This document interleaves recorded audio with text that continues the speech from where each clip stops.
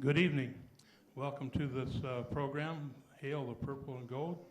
Our presenter today is Barb Sidlock. She is the Director of Meta and Archivist at the Defiance College Library. She has some items there on the front of the stage you might want to look at later on, so we'll get started with the program. Thank you, Barb. Thank you. So one of the hats I wear at the college is archivist. I do other things too.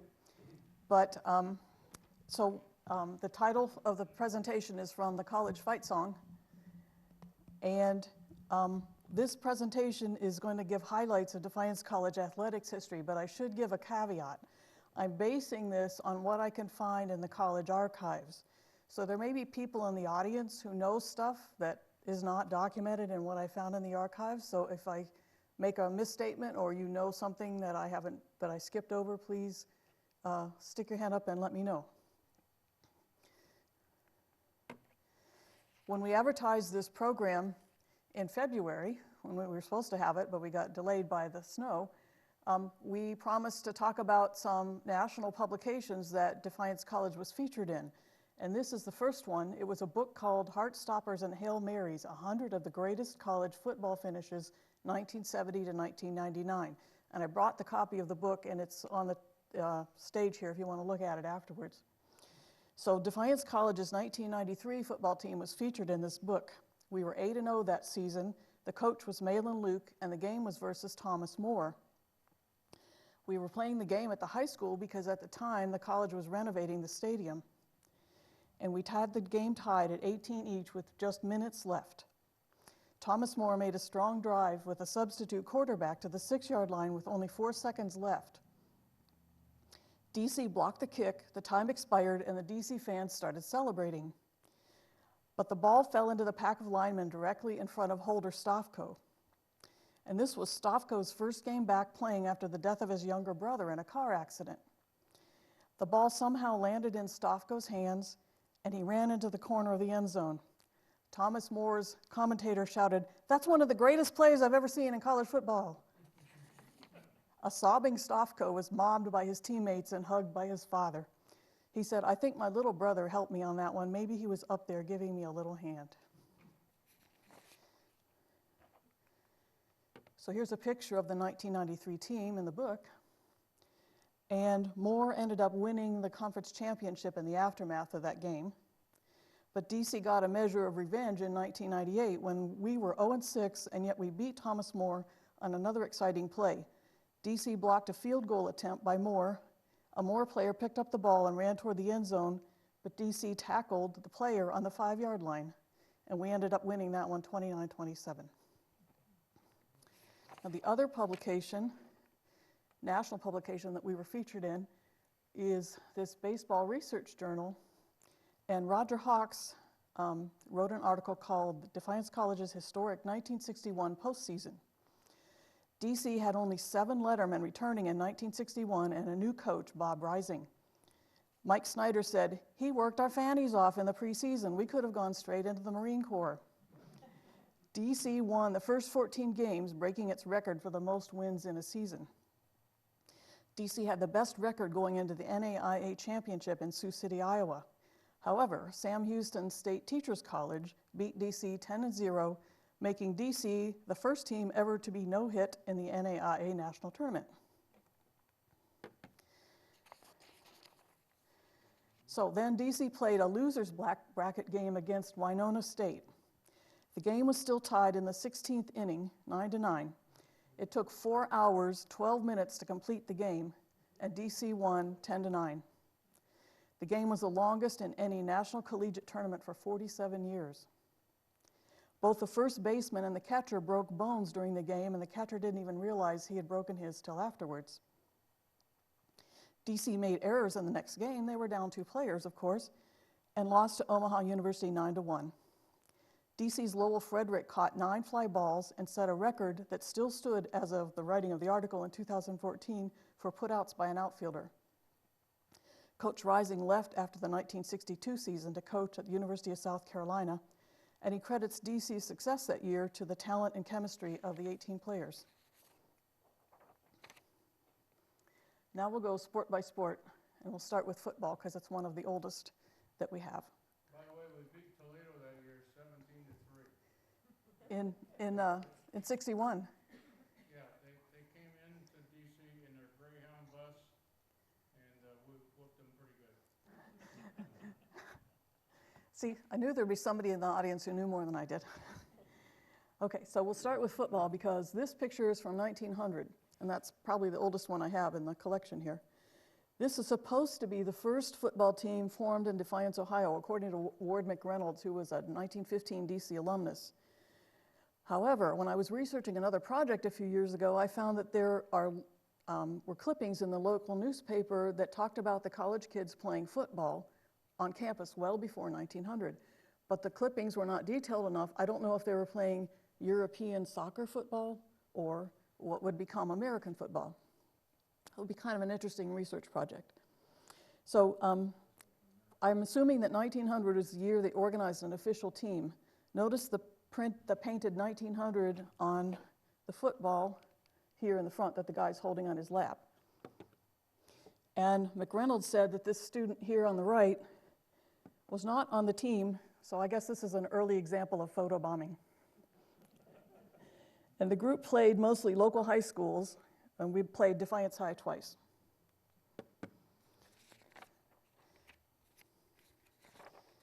So we had, going forward a couple decades, we had some good teams in following years. In 1924, DC's squad played a game against the Maroons, the best professional team in the district, according to the December 1st, 1924 Collegian newspaper.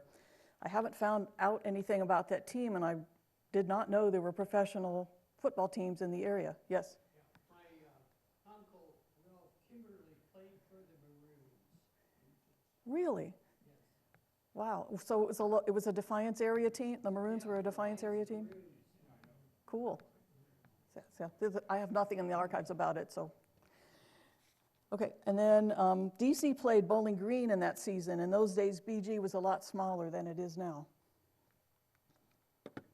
Now, those of you who think college sport is too commercialized, it's not a new problem. This was in the Defiance College newspaper in 1927, and it's an article talking to a West Virginia University president who's complaining about the commercialization of college sports in 1927.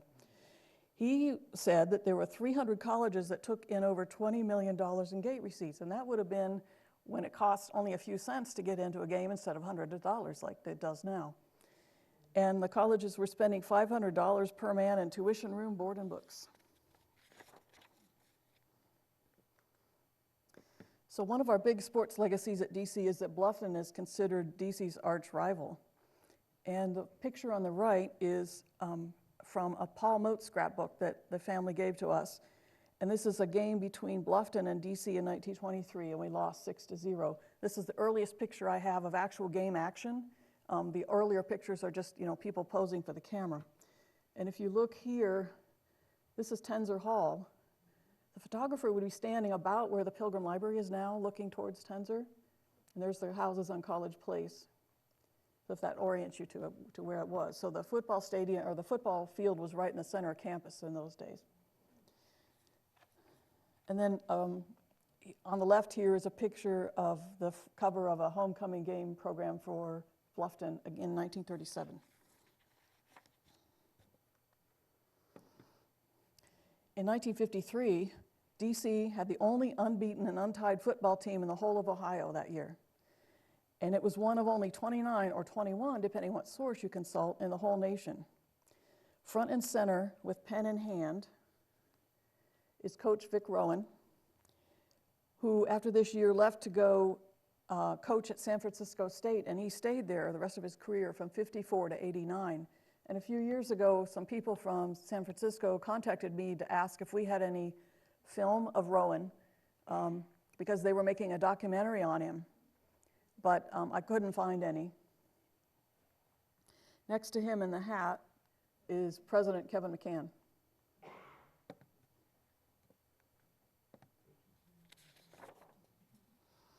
Okay, this is we think it's from 1965. And we were playing down at the old high school. I think that might have been the year they were constructing the present Alumni Field. That might be why. In the foreground here is Kirk Mee, the coach, and we're going to come back to him in a couple slides. I think it's kind of amusing they've hung bed sheets up here so people can't watch the game without paying. And this field is historic, I believe, because Don Miller, the Defiance guy who was one of the Four Horsemen of Notre Dame, presumably played on this field. It was the only one. Some of you who know local history more than I do might be able to confirm that. Is that where he played? Yeah. Okay. Yes? That football, the old Defiance High School football field is the only existing high school field that any of the Four Horsemen played on in high school. Okay. The other three fields are gone. In case you didn't hear, that's the only still existing high school football field that any of the Four Horsemen played on. Okay, in 1966, we had another undefeated, untied season. And according to the November 9th, 1966 Defender, there was so much snow the day of DC's homecoming that year that they had to cancel the big homecoming parade because they were afraid they wouldn't get the floats up the hill. And that was before, SUVs were common. If you just had a Cadillac, you probably were not going to be able to pull that up a snowy hill. They had to clear large amounts of snow off the field that day before they could do the game, and I think that's why the guys are so muddy in this picture. DC beat Taylor University 9-7 that day. So here's Kirk Mee again, and he was the coach that year, and he was successful enough that he left DC and started climbing the ladder coaching for other colleges before he wound up with a long career with the Washington Redskins from '74 to 2005. And Mee keeps in touch with his players, and he's come back several times for homecoming since I've been here. And he's a real nice guy, and he seems to have a soft spot for DC. Okay, when we advertised this program in February, we promised to talk about Defiance College players who went professional. This is probably the best known one, Ben Davis. And he was doing his student teaching at Defiance High School when he heard the Browns had drafted him. And after graduating from DC, he went home to have his high school coach help him get in shape for the NFL. Davis played for the Browns from '67 to '73 and for the Detroit Lions from '74 to '76. And after he retired, he was a businessman in Cleveland, and you might like to look at his Wikipedia page. So we had another good season in 1969. It's a perfect season, actually. And Coach Roger Merb, his previous two seasons were we were 7-2, so he was a good, successful coach. And the team's success in '69 led Merv to move on to coach at the University of Toledo in 1970. We've had a lot of coaches that get a couple years in here and then move on to bigger schools. So here's Donald Brown. He was the other football player that made it to the professional leagues.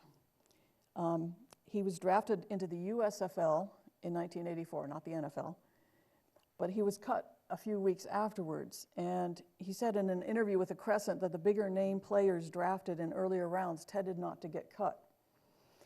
But even if he hadn't gotten cut, his career with them would have been short because the USFL only lasted from '83 to '85. Yes?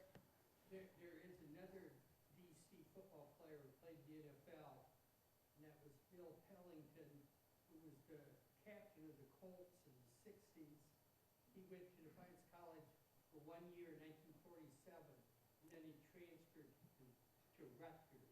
You said his name was Pellington? Bill Pellington. Bill Pellington in '47, and then he went pro. I have not come across him. Yeah, That's interesting. He transferred to Rutgers, and then he played a long time with the Colts. More than 10 years. He was captain in the '60s. I'll have to add him to my list. Okay, now Don Martindale did not play football in the professional leagues, but he's a coach.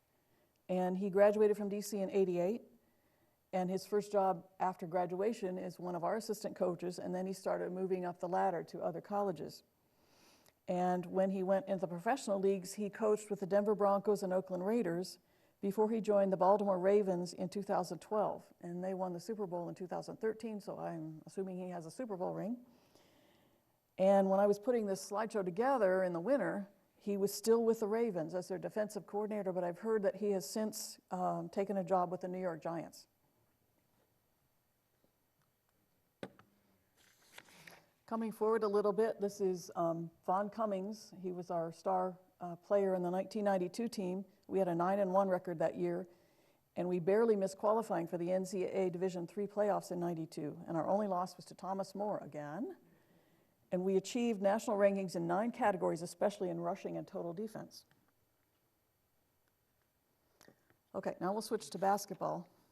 I could go on, but the Tuttle wanted me to keep this to under an hour, so we're going to have to do the highlights. Okay, this is the earliest picture I have of the men's basketball team. And this was a real photo postcard that was given to us by the grandson of a man named Ackerson van Blarcom. That was really his name. And he attended DC around 1912. And some of you may have ancestors in this picture. We have names for 3 of the guys in the picture. In the front row on the left is Ernie Miller. The guy holding the ball is Lyle Squeedy Kennedy. And in the back row, 3rd from left, is Tom Church. But those are the only names that came with the picture. So in those days, the guys played basketball in the Sisson Hall gym, and that's what's on the right over there. And it's kind of a grainy picture. I do not have the original. I had to copy it out of another magazine from 1923. And the gym had a elevated running track, as you can see, and there was a swimming pool too. But I'm not sure if it was underneath the basketball court or somewhere else. I don't have pictures of it. And this is the picture that we put in the newspaper to advertise this program. This is a postcard of the 24-25 team. And that year, DC beat University of Toledo, but they lost to Bowling Green Normal, which was what Bowling Green was called in those days.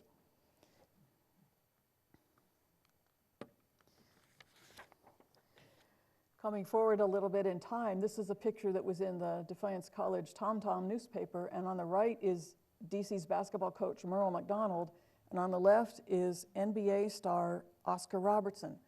Now, Robertson had just been on the 1960 Olympic gold medal team a few weeks before, and then apparently he got sent on a goodwill tour or something, and he came here to play a game in the old high school gymnasium.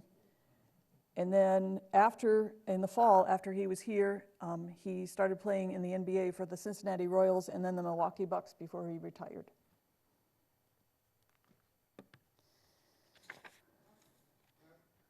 Yes? I saw the game when Oscar Robertson played here, and it was actually an inter-squad game, the Cincinnati Royals. It was only the second game he ever played for the Royals. They played in Lima the night before. Oh, wow. Okay. But it was an inter-squad game with the Royals, and they still have the program from it. Wow.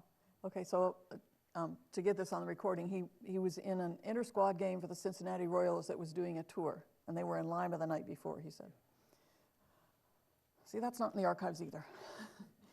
Okay, this is the men's 79-80 basketball team that they beat Cedarville 85-70 to win the championship they're celebrating here. But they lost in the first round of the tournament to Rockhurst College 78-69. Now we'll switch to wrestling. This is from the 1965 Oraculum yearbook, and it said this was the newly formed team. So this is the first photo of the team that I know of. They didn't win any matches, but they gained experience that year. This is Clint Dix and his parents. He was a star wrestler, and then he took over as DC wrestling coach in 1974. And one of his team was this Daryl Rhoda, who was named All-American for 3 years running at the NAIA Nationals. DC Grapplers took 5 consecutive NAIA district titles in the early 70s, and Rhoda placed 3rd in the NAIA Nationals in 1977. Now, the wrestling team was known as the Purple Gang and had its own squad of women fans. I don't have a date on this picture, but I guess from the hairstyles, maybe around 1980. what I haven't been able to figure out is, I mean, Purple Gang from Purple and Gold, I suppose, but why was only the wrestling team called Purple Gang and not the other teams? Does anybody know why they were called the Purple Gang? In mid-60s, when Kirk Mee was coach, we called ourselves Purple Gang. The defense, I think, was called the Purple Gang. Oh, okay. I hadn't heard that. Purple jerseys, and the offense wore red jerseys during that time to distinguish us two, and they called themselves the Purple Gang. Okay, so Kirk Mee's era. he says the defensive players, right, in the football era for Kirk Mee were being called the Purple Gang then too. See, every time I work with something in the archives, I come up with something that needs more research, and I don't have time to do it. So, okay, so wrestling was listed as a sport through the 1991 yearbook, but then it disappeared, and it went away as a sport, but then it was revived in 2011, and this is this year's wrestling squad here. Now we'll switch to baseball. This picture on the right I don't have a date on it, but it looks like it must be one of the earliest pictures I have of a baseball game in the archives. The 1908 yearbook lists the results of a 1905 season, and so that may have been the first year for our baseball team. We played 2 games against Findlay that year. And the picture on the left, this is the 1923 team. They played University of Toledo and Bowling Green, and they won the conference. Now, we already heard about the 1961 team, and here's the 1964 team, which won the conference championship, and they had a 15-3 record. And coming on further, in 1995, DC beat Bluffton 8-1 to win the conference championship that year, and DC's Jerome Stewart was selected as conference player of the year, and our coach, Craig Rutter, was named coach of the year.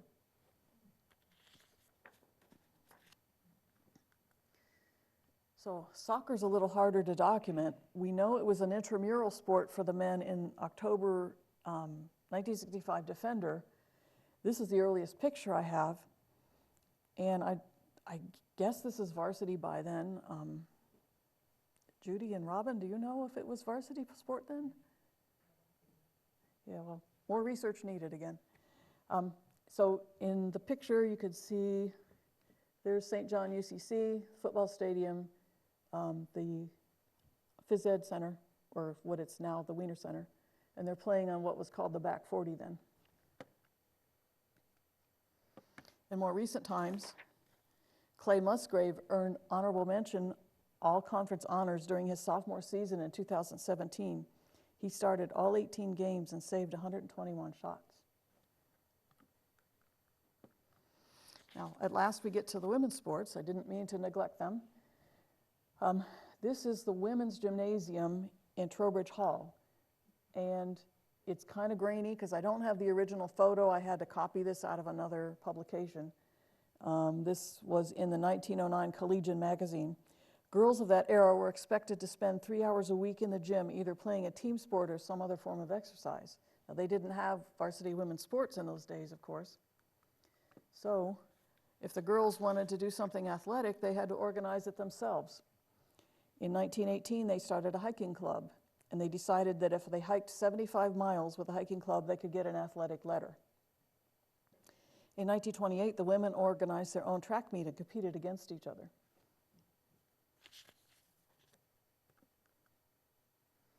Basketball started fairly early. This is the 1907 team. According to the 1908 yearbook, each DC class had its own team which competed against each other. The team in this photo played games against Lima College and Spencerville, although they lost both.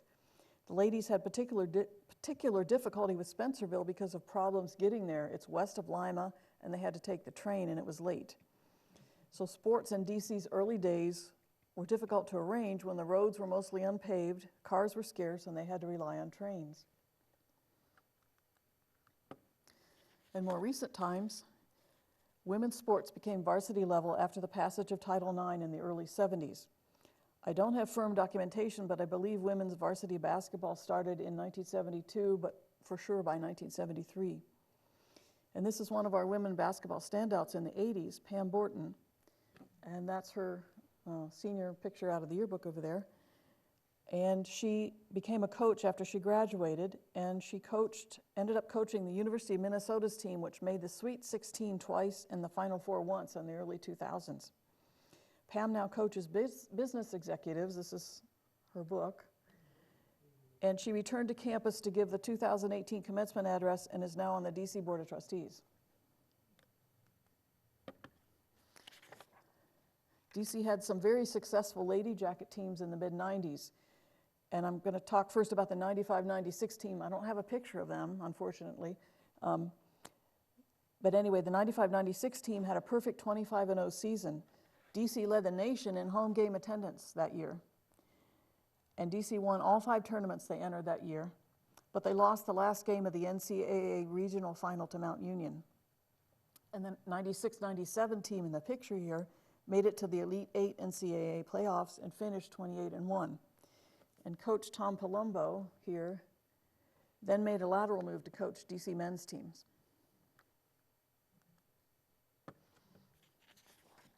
From 1997 to 2000, DC was a trial member of the Michigan Intercollegiate Athletic Conference.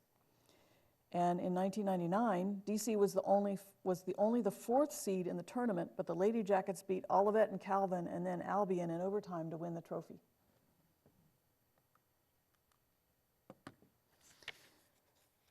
This article from the December 1922 Collegian says it's the first soccer team on campus, and it was the women's team.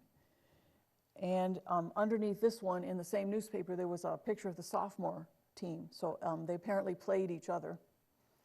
And I assume they're wearing their gym class uniforms. In more recent times, I believe that 1994 was the first season for women's varsity soccer on campus. Again, I don't have the documentation, but I think that's right. One of our star women players was Katie Heitkamp in the early 2010s.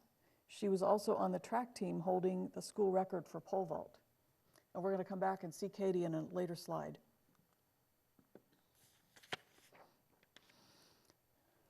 This was our women's softball team in 1965, a club team. The yearbook said baseball, but that looks big enough to be a softball to me, so I think it was softball. But the yearbook said that the team never got to start its season because of rainy weather. This is our first varsity women's softball team in 1981. The team didn't have many wins that year, but they gained experience. And those of you who have been around a while probably recognize, there's Dwayne Hawking and Marty Litherland. They were coaching here when I first came to Defiance. And this is President Harris and Sal Hench at the dedication of the new softball field named for Ms. Hench. And the DC Magazine of the time said the event was the latest in a series of improvements and additions to the DC athletic complex. We had some outstanding softball teams in the 2000s. This 2009 team claimed its second consecutive Heartland Athletic Conference tournament with a 6-0 win over Transylvania. But the team lost 7-0 to DePaul University in the NCAA regionals. And I think I remember this year the girls on the team who were seniors had to miss their commencement because the tournament was on the same weekend as commencement. We had a volleyball club team in 64-65. And it was still listed as a club sport in the 72 yearbook, but I believe it became varsity in 73 or 74. In more recent times, we had successful volleyball teams in the 2010s, winning conference champions 2 years in a row. And 3 of the players got awards for having a 3.5 GPA while they were playing sports. Now we'll talk about both men and women's track and field. This is one of the earliest pictures we have of any kind of track picture, and this is the 1928 relay team. But there's mention of a track team in the first yearbook in 1908, so it probably existed long before this picture. The 1913 oraculum said, last spring both the faculty and student body agreed that a track should be added to the athletic field. DC hosted regional high school track meets on campus in the 1920s, I assume on this very track here. And the 1920s track team members were expected to help maintain the track themselves, hauling and spreading the ashes. I don't think that would go over too well today. And this is a picture that the Small family donated. This shows two DC runners in the front of a race in the conference championship in 1967. Now, future Cleveland Browns star Ben Davis was on the team, but the picture's kind of grainy, and I can't really tell if that's him in the front there or not. He had one of the fastest, at one time, he had one of the fastest times in the nation in the 100 at one time. I don't know what year it was or anything. Oh, you don't know what the time was? So Ben Davis had one of the fastest times in the nation. I think it was like 9 seconds or 10 seconds or less. Yeah. Wow. Okay, this is, whoops, our first varsity women's track squad in 77, 78. In more recent times, we had some standout track stars. Brad Zaremski was named ESPN The Magazine's second team All-American in 2009 for the high jump. And here in the picture, Tom Postema won the NCAA Division III Outdoor Championship hammer throw with a throw of 64.67 meters, which was more than 3 meters further than his opponents. He also competed in discus and shot put and was ranked 10th in the nation going into the championship. And this is Kim Bingley, who went to the NCAA Division III Outdoor Championship the next year. The picture was taken on day 2 of the heptathlon, and she achieved the 22nd best score in the nation that year.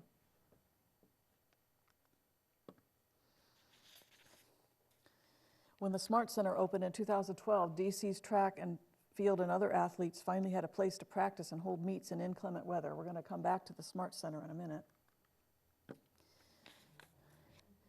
This is Maggie Malloy in the center here, who brought national recognition to DC, right here. When she was working out on her high school team, she turned back while the others running with her went on, and she was grabbed from behind by a stranger. He dragged her into a ravine and assaulted her multiple times and also shot her multiple times, thinking to kill her so she wouldn't tell.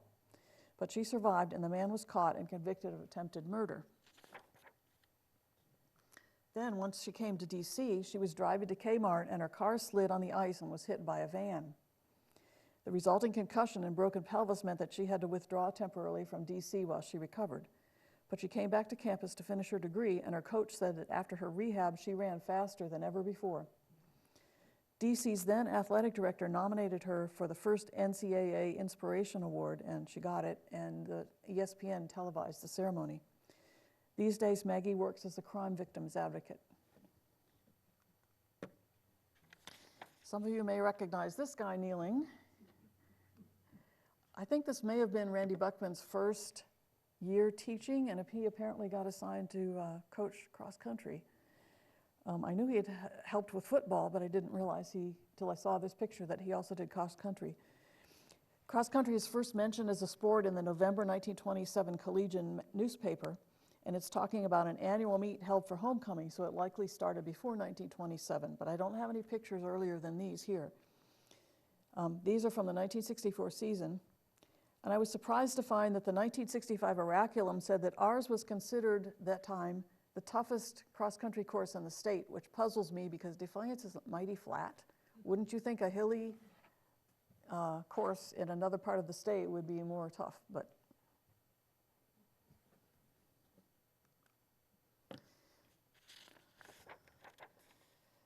the 1984 Oraculum is the first yearbook that shows a women's cross-country team. This is the 88-89 team. And then I put the one in the right over there because whenever we want pictures of fall colors out of the archives, I can usually go to the cross-country pictures and find some nice, pretty colors. Tennis started pretty early on campus. The 1908 Oraculum said that it started in 1904. But this picture must be later because I'm pretty sure that's Sisson Hall, and it was built in 1912. And so this was probably from the mid-1910s. If you squint a bit, you might be able to make out a horse pulling a cart over here between the building and the tennis court. I'm not sure what he was doing. By 1920, we were playing intercollegiate men's matches against Bluffton.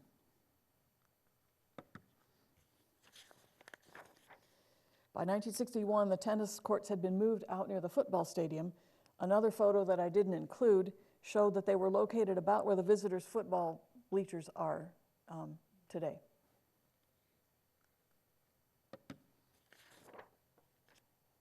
This is President Harris at the ceremonies to dedicate the E. Stevens Dix tennis facility in 1998. So here's Harris.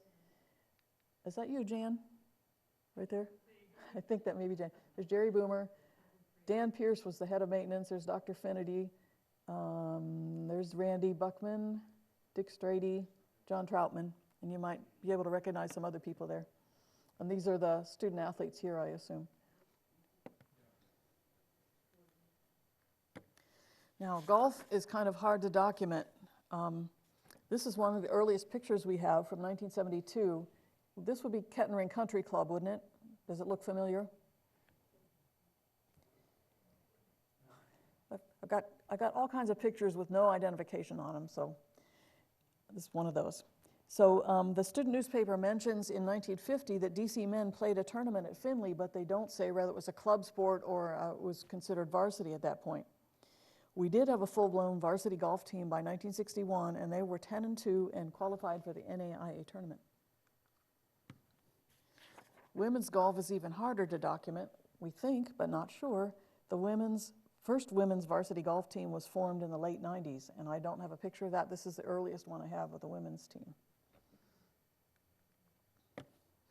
Then we have some sports that were not necessarily varsity, but they were still played on campus. Lacrosse was started as a club team in 1964. The players had to buy their own equipment and do fundraising to support the team. By 1965, they were playing matches against other schools like Oberlin, BGSU, and Ohio State's JV team. It persisted as a club sport at least until 1972. Then it was revived. We started recruiting players for a varsity squad in 2011, and this picture is from the 2013 season. Rugby was started as a club sport in 1974, and this picture wasn't dated, but the hair and everything makes me think it's probably around then. Pictures of rugby players appear sporadically in the Oraculum yearbooks through 1982, but then they disappear, so the club kind of petered out.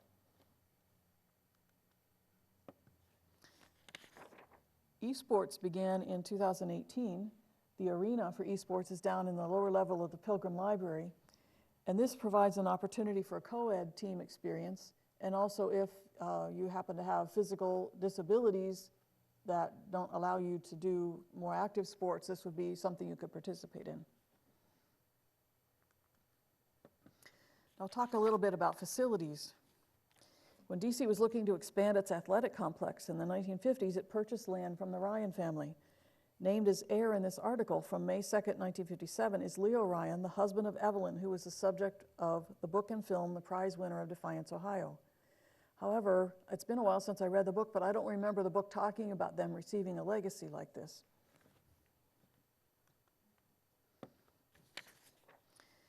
In September '59, the Alumni magazine announced that the new athletic complex would be called Alumni Field. By 1961, it had facilities for football, baseball, tennis, and volleyball courts and bleachers for 500 people. And that's an early version of a Yellowjacket.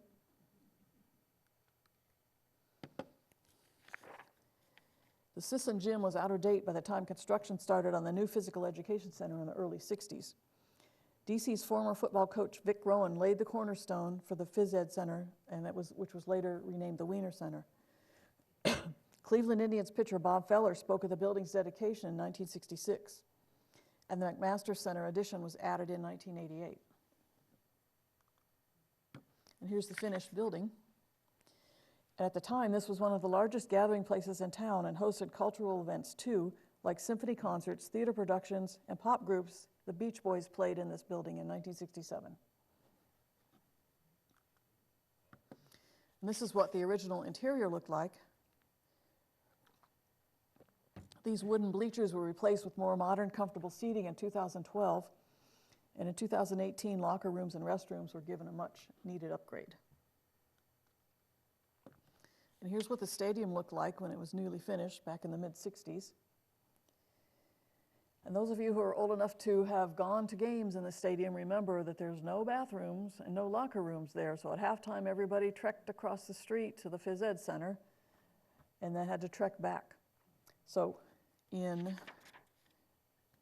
the mid-90s, we were able to renovate and create the Justin Gressel Stadium and adding restrooms and locker rooms, making going to the game a lot more comfortable for players and fans alike.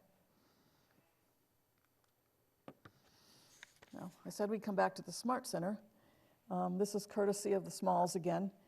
For decades, the athletic department was in need of indoor facilities so that athletes could practice during uncertain Ohio winter and spring weather.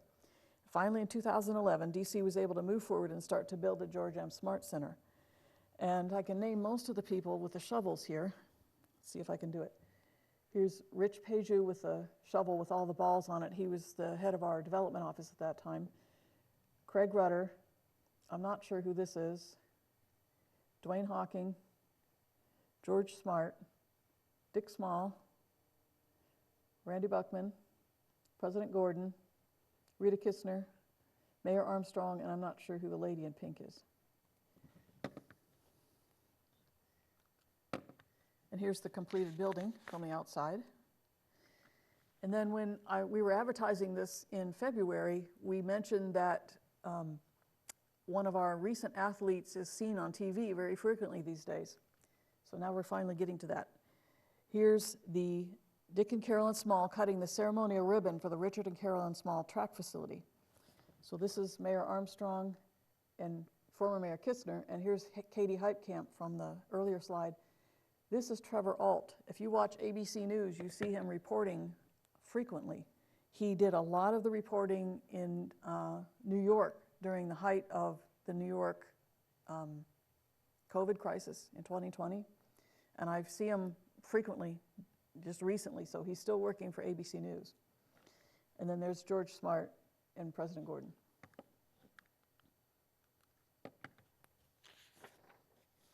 So here's a fisheye lens view of the athletic complex from a drone. We've got the baseball and softball fields here, the football field, the Dick's tennis facility. There's the Wiener Center, Smart Center, UCC Church, and there's the dorms, and the rest of campus is up here up at the top. Now, you have to talk about cheerleaders when you're talking about athletics. So cheerleading has been part of DC history for a long time. In the early days of the college sports, men were often cheerleaders. This is a Varsity D Club Handbook from 1922 intended to be a support document for school spirit on campus. It has the words to the alma mater, other school songs, and cheers like this locomotive one. Rah, rah, rah, rah, DC, DC. I suppose you would say that at the rhythm of a locomotive or something. The three DC cheerleaders listed are Laura Hopkins, Frank Wright, and James House there. So we had a co-ed cheerleading squad then. And we'll hear a little bit more about Varsity D in a few slides. And this is from a paper that had belonged to Dick Rowan, who was of the class of 1950. He was a cheerleader when he was a student in the late 40s. And he later held several administrative jobs at DC. And his wife, Judy Rowan Breyer, gave a paper to us that had been in his possession with several cheers. Barney Google, Andy Gump, we got Taylor up a stump. But the paper had a college logo on it that I think was used in the 70s. So I don't think this is from when Dick was a student. I think it was while he was an administrator at DC in the 70s. Now, some people may not have heard that we almost became the Defiance Dragons, not the Yellowjackets. DC sports teams were, the student body, in 1915 were asked to choose a mascot, and dragons were selected along with the colors purple and gold with their association with royalty. But World War I saw a dearth of athletic contests due to young men joining the service. By 1924, the subject came up again, and it had been forgotten that dragons had been chosen, so the students were again polled about a mascot, and Yellowjackets won. Other animals considered were greyhounds and panthers. And this is a header that was printed in the 1918 Oraculum, one of the few concrete references we have to the dragons. And this is the only other one. This is a picture, we don't have the original. This was used in one of our alumni magazines. And up here, there's a dragon in the pennant. And here, the ball, it's kind of hard to see from where you're sitting, it says dragons on it.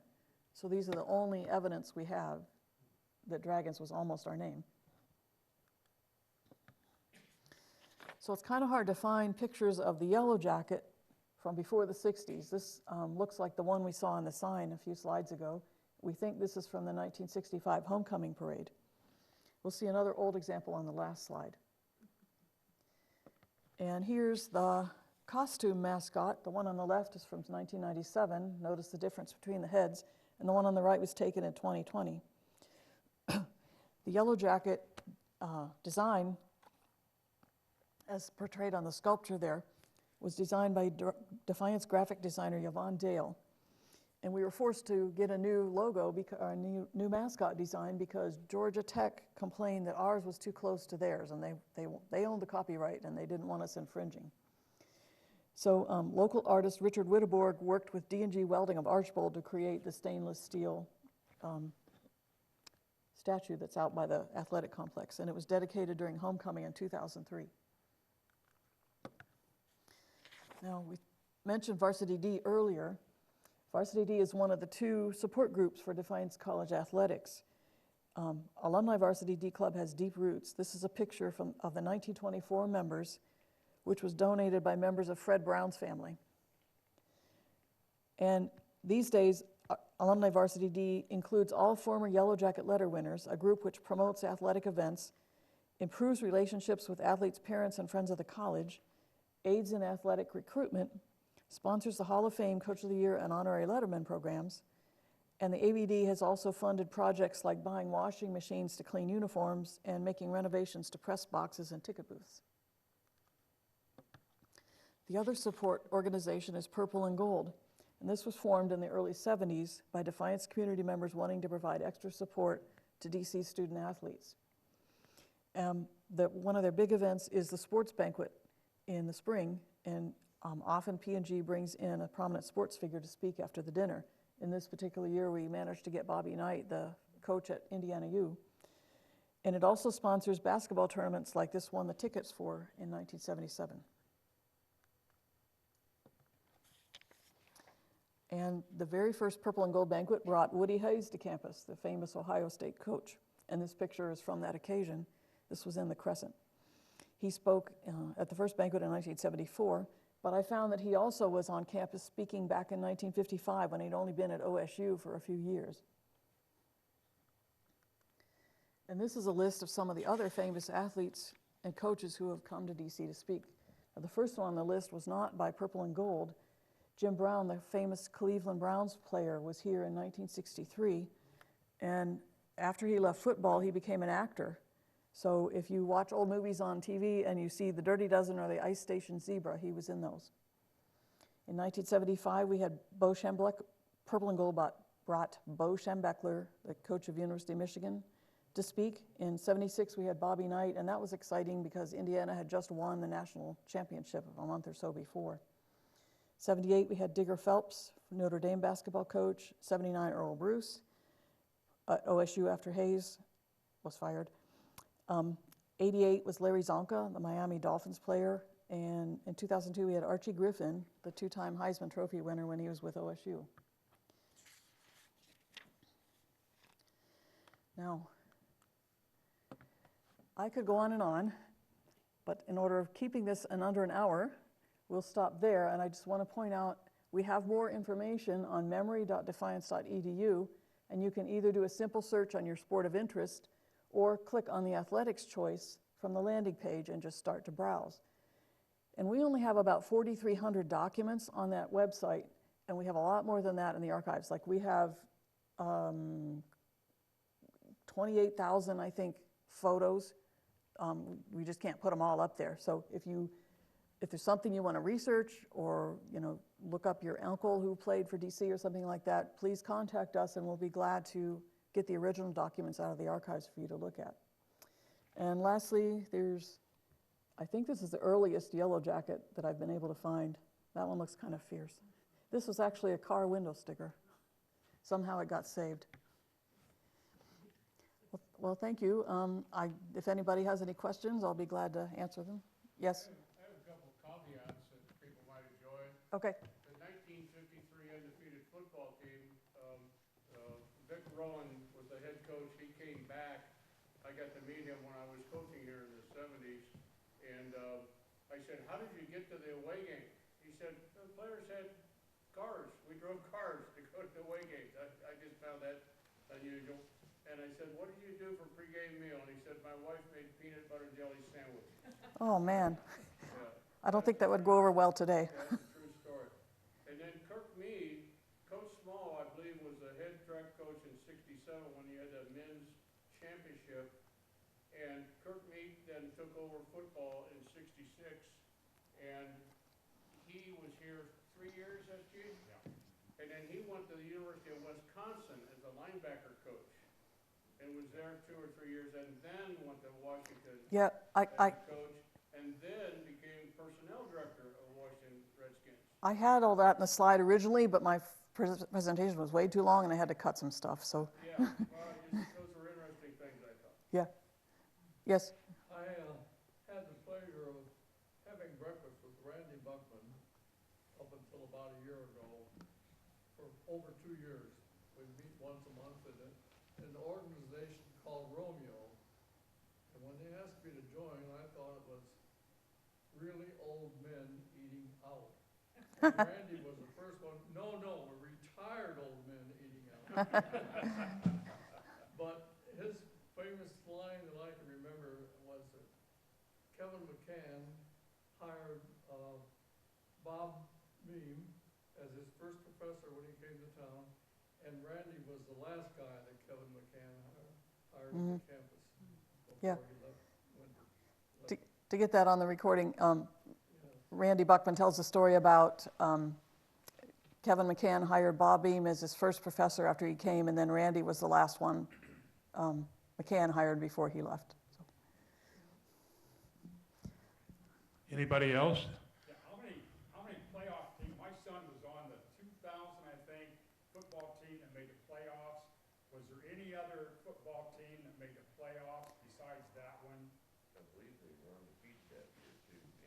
They lost to Bluffton. Okay. And a field goal, that's why the goalpost was bent, and it was the next day. But anyway, yeah, they did make the playoffs. He's asking if anybody other than the 2000 team made the playoffs. 2000. Greg Biscotton was the coach then. Yes, I remember Greg. And my son was the coach, one of the co-captains. I don't know off the top of my head. I could research it for you, but I can't tell you tonight if that's true. And I mean, I skipped over a lot of good teams, and I didn't have time to put them all in, so. Okay, if nothing else, then I'll Wait. give you the schedule. Oh, you got 1 minute? Okay. Go ahead.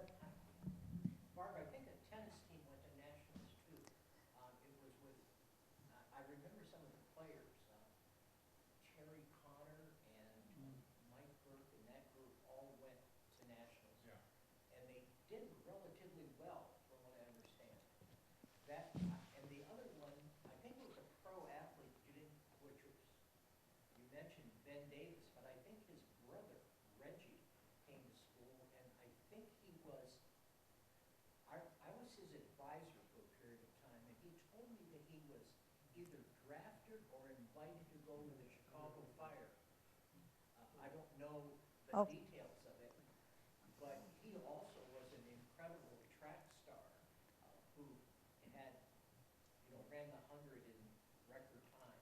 Well, he said that the tennis team, do you know what year that was? The tennis team was a champion team? Would have been the 60s, right? Late 60s, there was a, late 60s. Burke was, 68 or 69. Yeah. he was on that team. It had to be Okay. late 60s, early 70s. So late 60s, early 70s, we had a championship tennis team, and then Ben Davis's brother, Reggie, thinks maybe he had been invited to play for the Chicago Fire, did you say? Yes, Okay. I think so. I don't know if he was drafted by them or whether or not he was invited. I can't remember that, but I know he had a connection with the Chicago Fire. He was injured, he had some problem with his knee when he was going there. I can see if we ever want to expand this to be comprehensive is going to be a lot of digging I have to do for stuff like that. Yes? Tom Grzwinski and Skeeter Baumhauer had tryouts with the San Diego Chargers. Say the names again. Tom Grzwinski. Tom Kwizwinski, Tom Kaczynski and Skeeter Baumhauer. Skeeter, With the San Diego Chargers. tryouts with the San Diego Chargers. What year would that have been? 62. 62. Wow. Jeez. Well, Sid Gilman was the coach, and Coach Small, and he coached at Miami together. So there was the connection. Okay. And I think there were two football players that were drafted, or not drafted, but invited to play with the Cincinnati Bengals. And that was Larry Harness, who was a tight end, and Jim somebody, I can't remember. He's saying there's two got invited to play with the Cincinnati Bengals. Would that have been the 60s? You know, at the end, after the draft, they invite a bunch of players in. After the draft. Larry Harness was 66, 67 vintage. Yeah, I played with Larry. Larry played with me, I guess you could say. Larry Harness? Yeah, I was on the team. Okay. Yeah, and there was a safety on that team, who later became a superintendent down in the Dayton area. That is, I had these people in class and I can't remember. Okay, well, like I said, I knew there'd be people in the audience who knew more than I did, so I'm standing up here as an expert, but you guys know even more, so thank you. No, nobody knows it the way you have the span. Thank you very much. Thank you.